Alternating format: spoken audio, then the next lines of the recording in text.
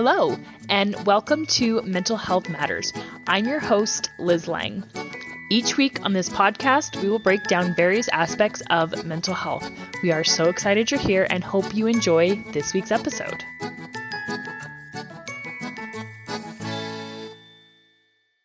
Hey guys, Liz Lang here with Jeremiah and Selina from Core Connection. And this week we are going to get into the motivation mystery. And before we do that, I have this week's parenting moment. So this comes from a podcast that I was listening to. And the podcast itself is a religious podcast, but it fits in perfectly with what we talk about here on the podcast in general. So she works in the mental health field, and she said a quote that she says parents should never say to their teens. And I want to hear your guys' thoughts on this as well. It's the phrase, "I still love you." So her reasoning for not saying it that way is because it makes it sound a little bit like our love is conditional. So tell me your guys' thoughts on this, on "I still love you" when your teen makes a mistake. And she was talking specifically about when a teen has moved away from religious beliefs a little bit, or has maybe chosen not to follow in the path that their parents had imagined for them. Yeah, I think probably what's happening here, and I don't know the context of this podcast. I don't know which podcast you're referring to. But I think that the struggle here is that teens often feel when they start to maybe push away or challenge some religious beliefs, teens begin to feel that maybe their love is conditional, like the parents' love is conditional based on their adherence to their religious beliefs and them sticking with them. I don't love that phrase, "I still love you." I don't know. To me, it feels like there might be an option that maybe I won't love you someday. And so, as a parent, I want to continue building relationships with my children throughout my entire life, whatever those look like. And religion is a big part of my life, and it's really important, but it doesn't dictate my love for my children. My love is there just because of it. My religion in and of itself doesn't teach that. My belief in God is that He loves each of us as His children, no matter what. So I love you still, like, that seems weird to me. Yeah, I think I agree. I think we could probably all be guilty of saying something along those lines without our intentions meaning what we're implying that it means.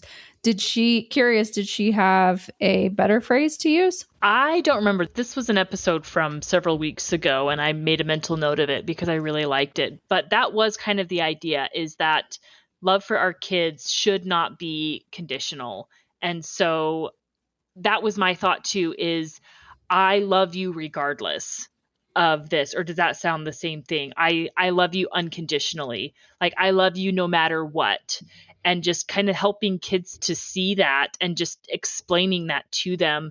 And I think it's also important to note for parents that even though we can say that to them, it doesn't necessarily mean they're going to believe it. And that doesn't mean that you don't try and you don't find ways to connect and ways to build.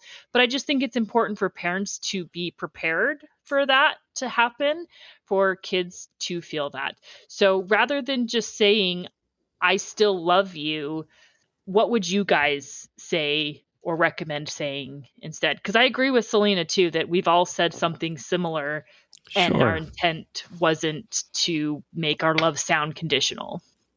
I think it's probably, like you said, they're not going to believe it unless they choose to. So that's going to come from conversations that were held long before that and words that we used long before that. So maybe not just specific words, but our actions and our explanation throughout the process of whatever they're doing that is hard for us. And explaining that to them, like, this is hard for me. This is new for me. I'm trying to figure this out. But words like you said, "I love you no matter what." And this is something we can work through to love each other and accept each other where we're at. Yeah, I like that Selina shared our actions. I think it's the way we act and the way we respond and what we do that shows our children that we love them regardless of what they do or choose, but helping and teaching that principle throughout their lives of understanding that there's nothing you can do or say or believe or think that's going to change the way I feel about you. My love is not going to increase or decrease for you based on your behaviors and your actions. And I think so much of that comes through developing the relationship from a very young age. And it's not a simple task. I get that. I know I'm guilty of saying things that probably my children are like, what? But it's just part of the process of being a parent, I think. Yeah. And honestly, just talk about it, I think is the biggest thing that you can do, is just be open about it, because teens are going to mess up. Again, it's just part of the human experience. And, they feel guilty, and maybe you're mad or maybe you mishandle things, but it's not too late for repair. Okay. So why teens seem unmotivated and what parents can do about it. I think oftentimes parents feel like, why don't they just try? So it's common for parents to feel frustrated, or, to have this perspective of they don't care about anything. I always have to remind them to do everything. They're just not motivated, and all they want to do is be on their phone. And oftentimes it leads parents to label them as lazy, unmotivated, entitled, or even apathetic. So what's going on here? What's really happening with teens? Well, sometimes they are lazy, unmotivated, entitled, and apathetic. That definitely happens. And sometimes it is the result of too much time in front of a screen. In fact, quite often it is the result of that. I know that's not what we're going to focus on. I know we've been doing this series on dopamine and screens and the different effects that has on us. But a lot of times when kids are not responding the way we want, or they seem like they're lazy or unmotivated, there could be something else going on. It could be something deeper, such as fear of failure. It could be that they're feeling burned out. It could be that they don't feel like they're competent or capable of doing something. And sometimes they just don't really see the purpose or value in it anymore. So it really depends. And you kind of got to dig into that with your kid and figure out what's happening for them. Yeah, also motivation, it's not a character trait. And I think that's important to recognize. So, part of why this fits in with dopamine is because dopamine is very motivating. It's what's responsible for motivation. And, consider your own motivation. I almost never feel motivated to do the dishes, but I do it anyways, right? And so, but I've also have a lot more years of experience than teens. And I remember being a teenager and being even less motivated to do the dishes, and my parents having to set boundaries, or I wasn't going to do the dishes because I didn't care, but my parents did, right? So I think that's another important distinction to make, that, trying to assign our teen as unmotivated, like it's a characteristic or it's a trait that they should inherently have, I don't think that necessarily works or is going to create the result that you are hoping for. Yeah, motivation is not a characteristic, but sometimes we want to find out what's going on. And oftentimes motivation really is a result of doing something, right? We're not always motivated to do everything. And if we think we have to wait till we're motivated to do it, we're going to have a difficult life, I think. And so it's okay if there's not a lot of motivation. I think the bigger key is how we handle it. Motivation really often it depends on three different things. Number one is competence. Like, do you feel like you can do this? Number two is autonomy. Do I have some ownership in this? Is this something that is important to me? And then number three is connection. Does this matter to me or someone who's important to me? When any one of those pieces of it are missing, then motivation will often decrease, and it's more difficult to do it. And that rings true for all of us, right? Not just our teenagers. So it's difficult. And you're right. It's not this characteristic that's going to be developed, or a kid has it or they don't have it. It's part of life. Understanding how to manage and maintain motivation it's kind of an important piece that we get to teach our children. Yeah. So maybe your teen comes at you with something like, I hate math.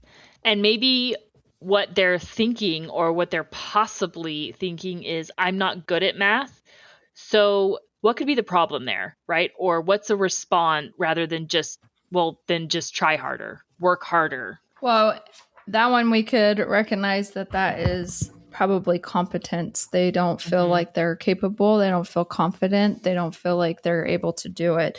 So when we address it at that level of, okay, they don't feel confident, they don't feel that they're able to do this math class, that's a lot different than just like they're lazy, they don't want to do this.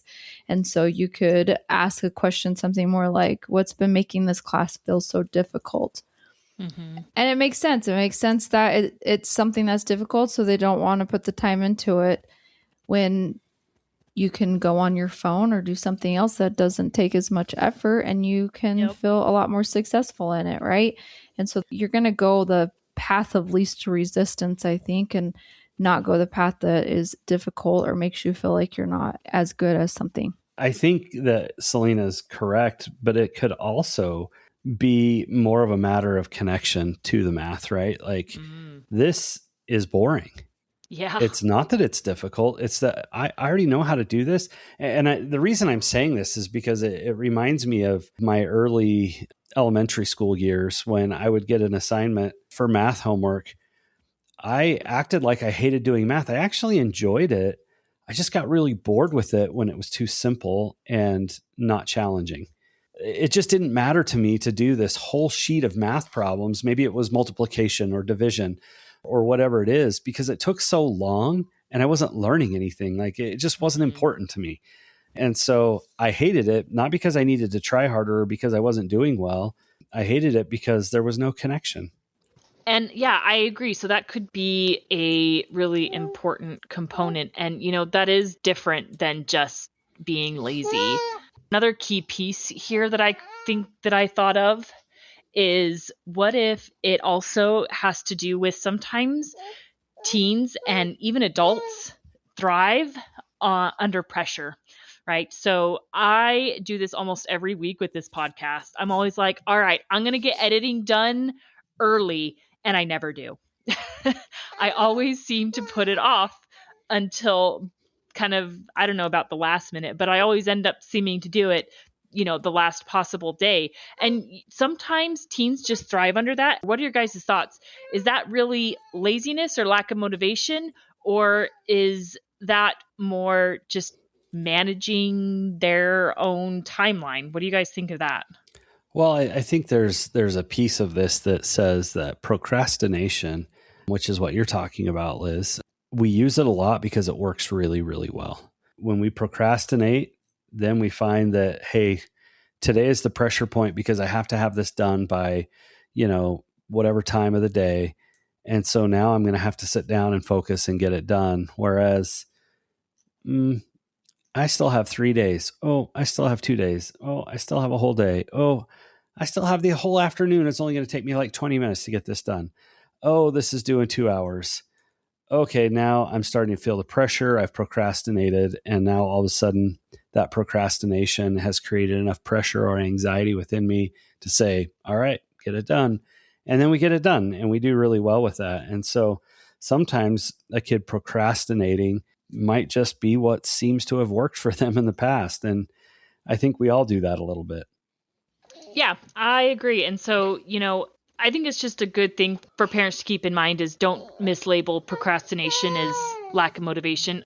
So also, sometimes there are just hidden motivation killers, right? So things like burnout, fear of failure, perfectionism, lack of purpose, right?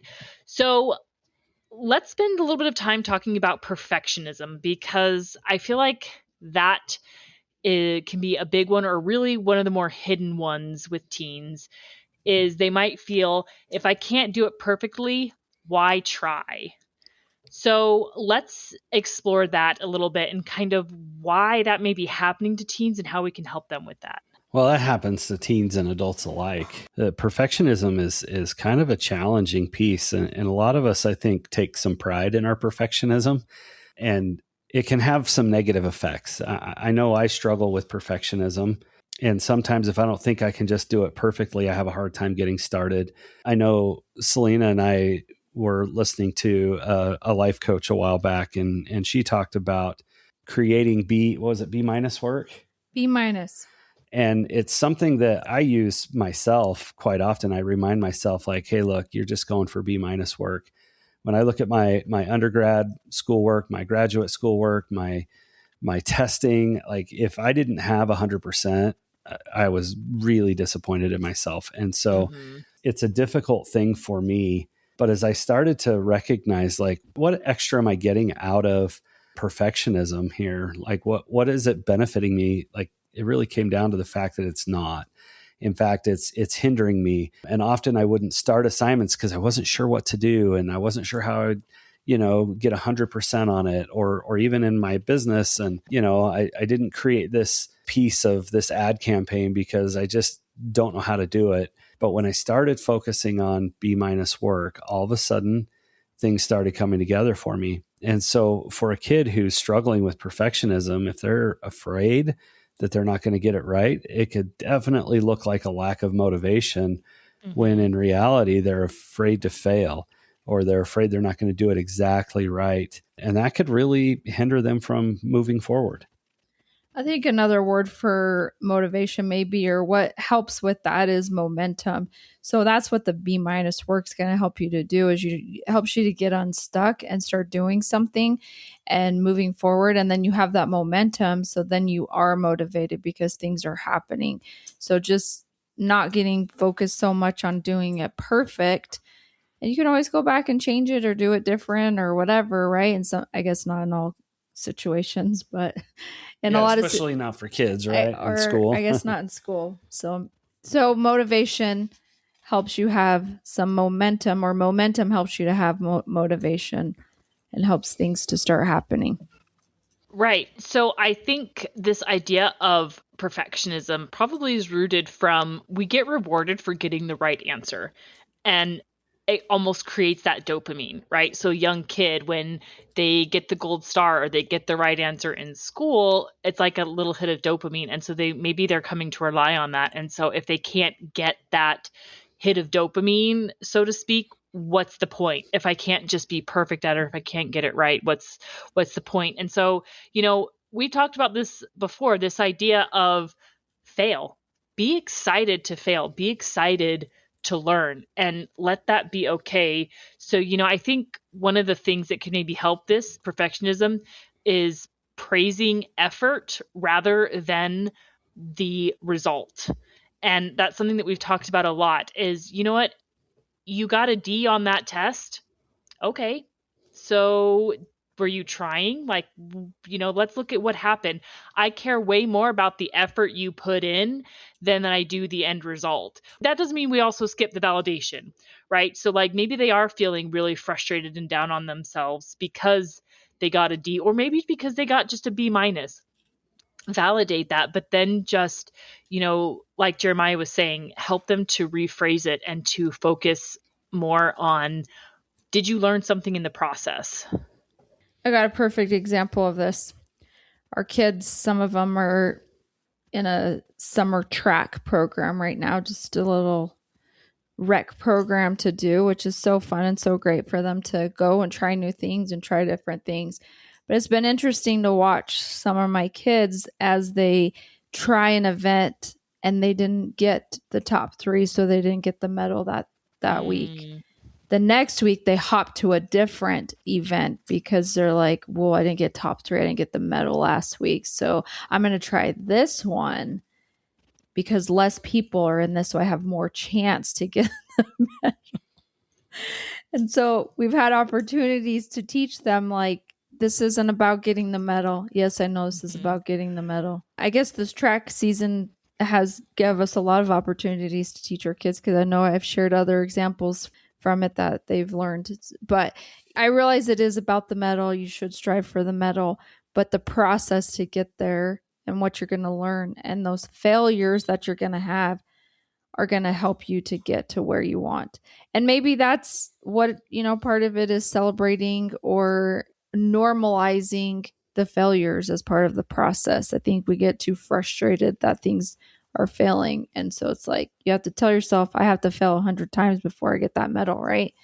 And so just trying to teach them that effort, the failure, that's all part of the process. You don't just get the medal. Yeah. And recognizing that it's okay to struggle and it's normal to struggle, right? And another thing too is, because we see this at a young age, we see kids get so mad when they don't win. And I feel like that still translates a little bit when they get older, is like, well, they just want to win. And yeah, striving to be the best, there's nothing wrong with that. That motivation component, that is important. But, maybe asking them or trying to help them rephrase it of, what are you really seeking to do?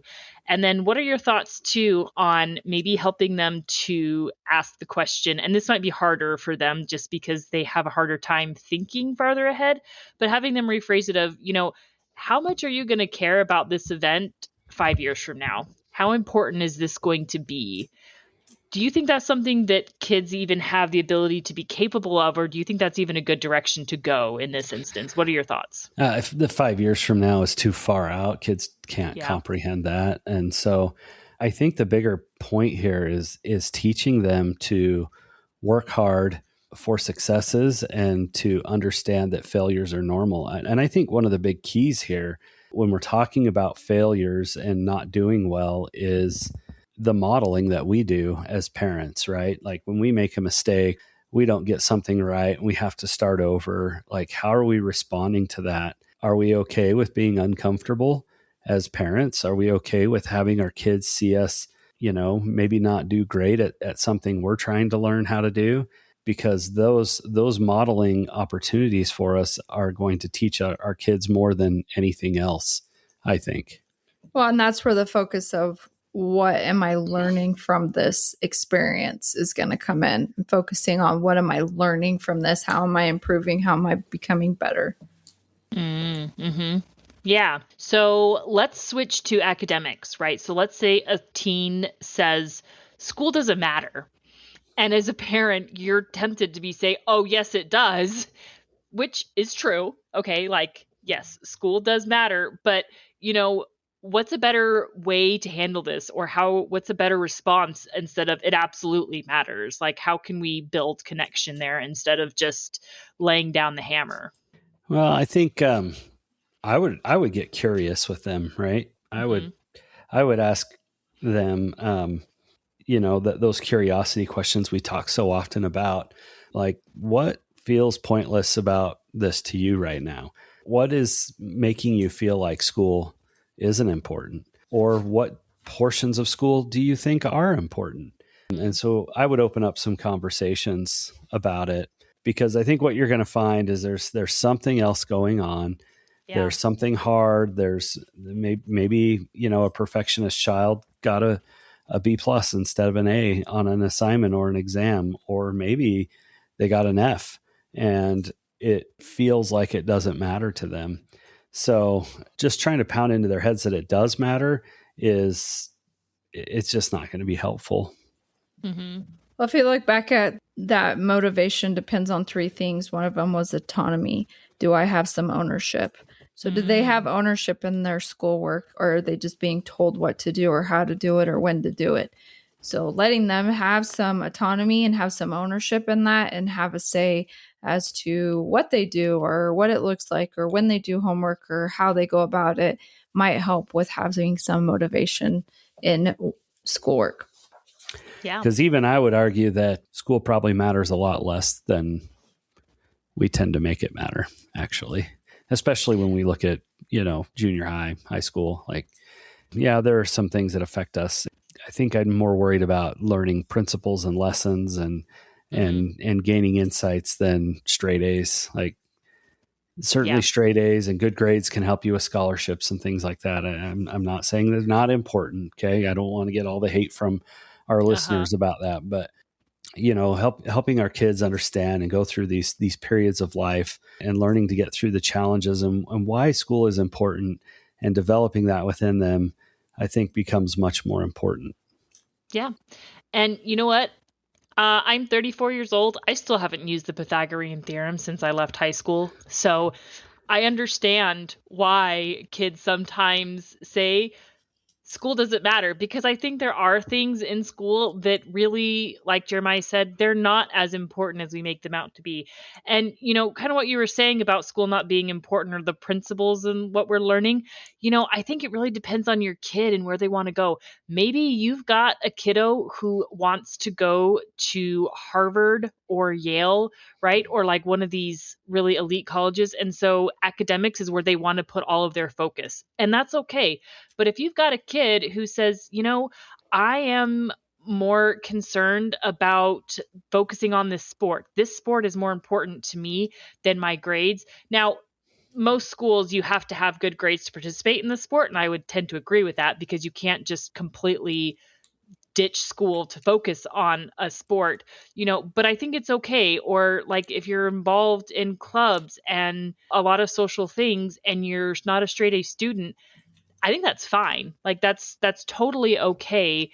And yeah, there's nothing wrong with that. There are more to school than academics. So, maybe that's where this lack of motivation is coming from, is something is unbalanced in their life. Maybe they feel like they're putting too much focus in one area and they're burnt out, and maybe they need to focus on something else for a while. So yeah, maybe school isn't all valuable and you don't use the Pythagorean theory anywhere, but I think a lot goes for college too, because I had people say, well, when I was in college, why are you going to school if you're just going to be a stay-at-home mom? Mm-hmm. But there are skills that you learn in school, like time management and prioritizing, and there's life skills that we learn even in high school that will help us the rest of our life. Yeah, absolutely. And that's why I don't think it's okay to let kids just drop out of high school and, focus on a sport. That's actually not a good idea at all, because you need both, and both are important. There are a lot of really great life lessons learned in sports. But like Selina said, there's also great life lessons learned in doing the math class that you hate because it's hard.